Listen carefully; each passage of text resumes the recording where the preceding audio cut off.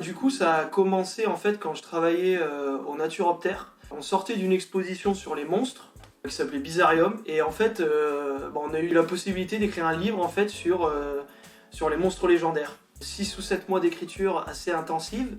Il s'avère que j'ai rencontré après ce qui allait devenir mon futur illustrateur quoi, et un de mes meilleurs amis quoi. Alors du coup en fait on les a choisis par rapport à leur rareté. En fait moi j'avais pas envie de faire un livre sur les monstres qui existent déjà de partout. Le Loch Ness, Nessie. Je voulais vraiment faire quelque chose qui tranchait, dont on n'avait pas l'habitude. Donc en fait je me suis mis en quête avec monsieur Biot, Aurélien Biot, de chercher des monstres méconnus.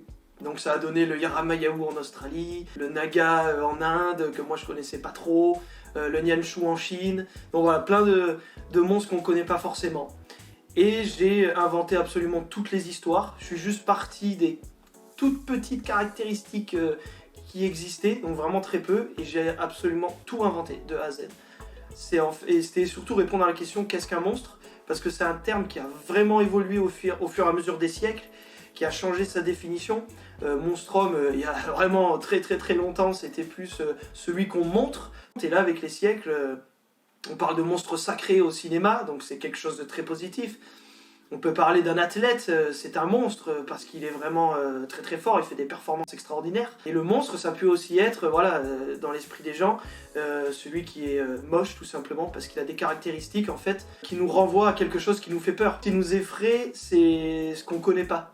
Voilà, c'est l'inconnu ou plutôt ce qui est méconnu, ce qu'on connaît mal. Et c'est ça du coup qu'on va catégoriser comme quelque chose qui nous fait peur et qu'on veut à tout prix rejeter. Et tout ça, en fait, ça fait partie de la philosophie du bouquin, d'essayer de changer le point de vue des gens, de se poser des questions. Qu'est-ce qui est vraiment un monstre ? Peut-être que n'importe quel kidam qui peut ressembler à moi, à vous comme à moi, et en fait, peut-être que c'est lui le vrai monstre, voilà, comme les tueurs en série, mais enfin voilà. Le débat est large, et dans le cœur des monstres, justement, pose ces questions, et vous amène vraiment à vous poser des questions et à chercher vos propres réponses. En fait, la méthode qu'on a employée, en fait, moi, Bastien m'a rejoint dans l'aventure 6 mois après avoir commencé le travail d'écriture pour ma part. Il y avait déjà un travail qui était quasiment fini. Donc en fait, lui, ce qu'il faisait, c'est qu'il lisait les histoires et au fur et à mesure, il illustrait, voilà, tout simplement. Et après, on ajustait tous les deux. Je lui disais, je préfère que ça soit de cette couleur, je préfère que ça soit comme ça. Après, voilà, les choix artistiques, c'était vraiment lui et moi. Voilà, on essayait d'adapter au mieux ce qu'on voulait. Parce que j'avais quand même des idées précises pour certaines choses et pour d'autres, pas du tout. Donc parfois, il avait carte blanche.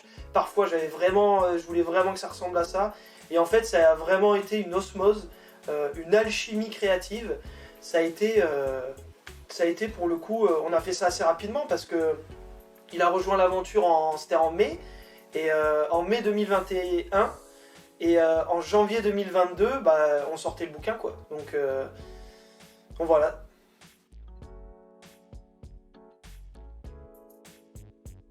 On s'est rencontrés en fait, du coup c'était en mars 2021. Lors d'une soirée chez des amis et en fait on a parlé toute la soirée artistique et tout. Je pense que l'alchimie a commencé à travailler dès le début de la soirée. On parlait de lui ce qu'il illustrait, moi ce que j'écrivais. On s'est vite rendu compte qu'on avait beaucoup de points communs sur ce qu'on lisait, sur ce qu'on aimait lire, sur ce qu'on aimait voir, même la peinture. J'en suis venu à lui parler du fait que j'écrivais un livre depuis 4-5 mois sur les monstres, et évidemment ça lui a plu, et après j'ai tout fait en fait pour qu'il me rejoigne dans l'aventure. On a réussi et c'était parti quoi, c'était génial.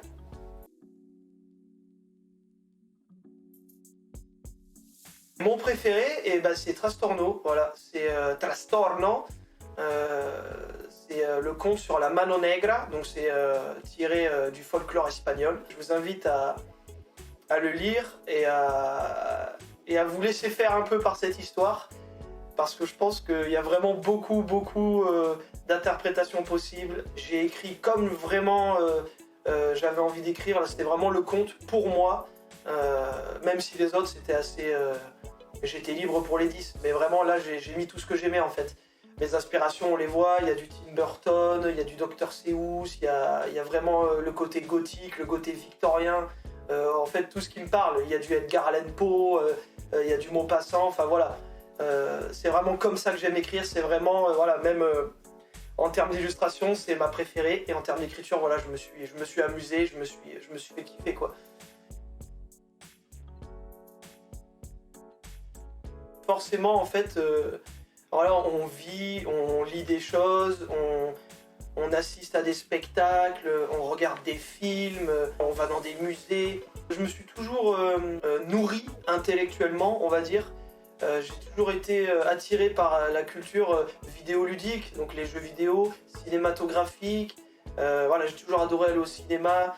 Et je pense qu'en fait, on se nourrit de tout ça et inconsciemment, bah, ça nous fait des inspirations. Voilà. Et forcément, après, ça se voit, ça se répercute un peu dans nos histoires. Et je pense que voilà, c'est les expériences personnelles aussi, comme aller au musée, même rencontrer quelqu'un, les discussions aussi, faut pas les négliger. Parler avec d'autres personnes qui ont d'autres points de vue, qui ont d'autres passions pour la culture, bah, ça enrichit en fait le tout. Parce qu'on découvre d'autres points de vue, on découvre d'autres œuvres que peut-être on n'aurait jamais découvertes. Et ça, c'est vraiment une nourriture pour l'esprit qui est, je trouve, très importante pour un artiste. Alors oui, bah forcément, ça rejoint un peu ce que je disais avant.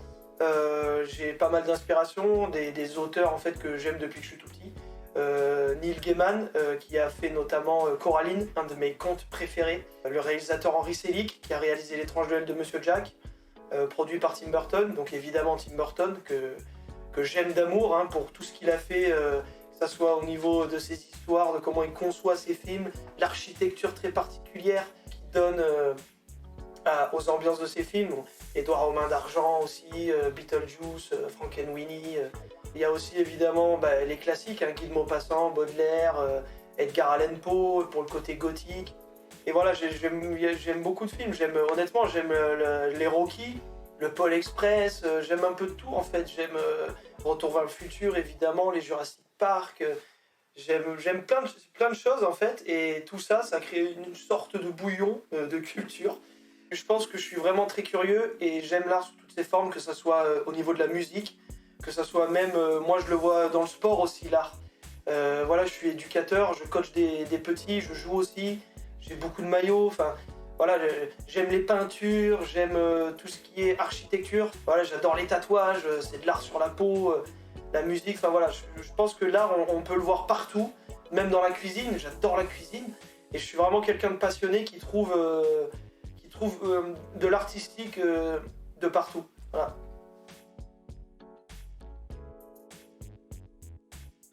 C'est choisir le papier, la couverture, à quoi tout va ressembler, comment on va harmoniser les textes en fait, sur quelle page, est-ce que ça on le met là ou plutôt là. Et en plus il y a les illustrations, donc il faut que les illustrations épousent le texte, faut pas qu'il y ait trop de texte. Il y a aussi tout ce qui est orthographe, grammaire, syntaxe. Bon, ça pour le coup c'est mon métier donc ça va, mais quand même ça reste un travail assez colossal. En fait, voilà, c'est aussi beaucoup de petites choses, vraiment des centaines de petites choses dont on ne soupçonne absolument pas l'existence tant qu'on n'est pas arrivé dans le projet. Alors je pense qu'un écrivain, il a envie que ça plaise, forcément. C'est une partie de nous qu'on expose, c'est même nous en fait tout entier qu'on expose au monde. Donc forcément on a envie que le vrai nous plaise au plus grand nombre. Après j'ai appris à gérer ça, on apprend à gérer ça, à se dire qu'en fait on peut pas plaire à tout le monde et que c'est pas non plus ce qu'il faut rechercher. On a reçu beaucoup de messages très bienveillants qui nous disaient en fait qu'ils ont adoré. On a reçu beaucoup de critiques constructives aussi, donc en fait des choses intéressantes qui servent à avancer. Et en fait les critiques infondées, on essaye de pas y prêter attention parce que c'est pas, du coup c'est pas prononcé avec la raison, donc on préfère garder le positif, essayer de s'améliorer, se remettre en question. Et je pense que c'est déjà pas mal. Et si ça peut plaire au moins à ma famille et à mes amis, moi je suis très content. Alors, j'ai pas à proprement parler une routine spécifique. Honnêtement, c'est vraiment quand l'inspiration toque à la porte, j'ouvre et j'y vais. Donc ça peut être à 15h, ça peut être à 3h du mat. Ça m'est arrivé beaucoup de fois de pas réussir à dormir, d'avoir voilà, vraiment une grande dose d'inspiration qui arrive. Et là, du coup, je me réveille, je prends un carnet ou j'allume mon ordi et j'écris. Ça peut durer 5 minutes, 10 minutes, 1 heure. Et voilà, donc en fait, il faut vraiment être un peu... Il y a une forme de soumission intéressante, je dirais, à l'inspiration pour l'écrivain, parce qu'on sait que le syndrome de la page blanche, c'est pas rigolo du tout. C'est un concept très très très concret. Et j'ai eu de la chance pour Dans le cœur des monstres.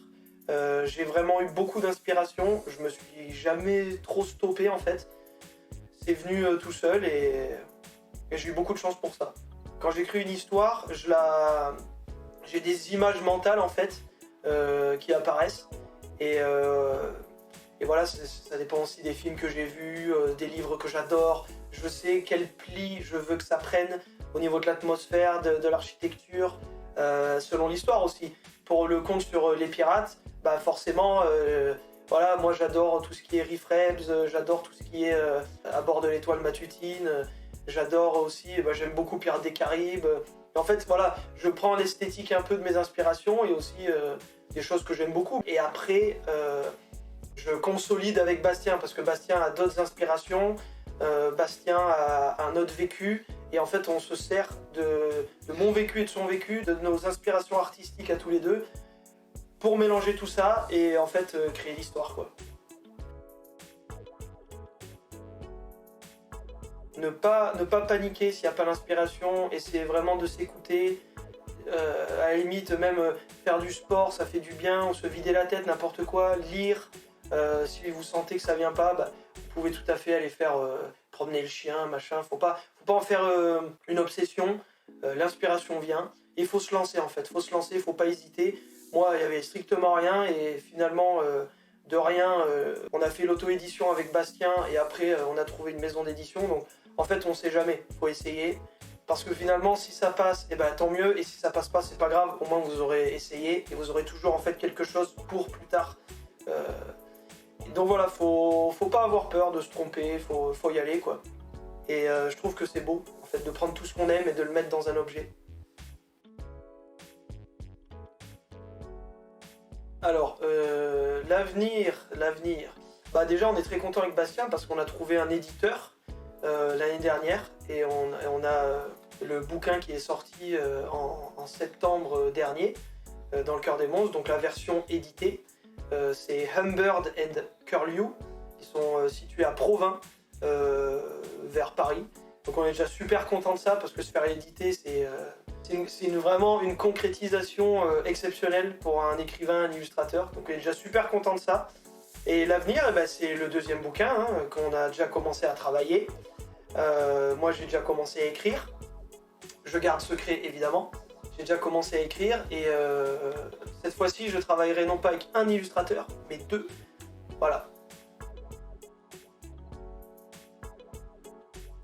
Merci à tous ceux qui ont acheté le livre parce que ça nous soutient et ça nous fait vraiment énormément plaisir. On a reçu beaucoup d'amour, on a reçu beaucoup de super messages, donc merci pour tout ça. Merci à ma famille, mes amis évidemment, sans qui je serais rien. Et voilà, pour finir, je pense que je peux dire, croyez en vous, faites ce qui vous plaît, et comme disait Confucius, trouvez un travail que vous aimez, et vous n'aurez jamais à travailler un jour de votre vie.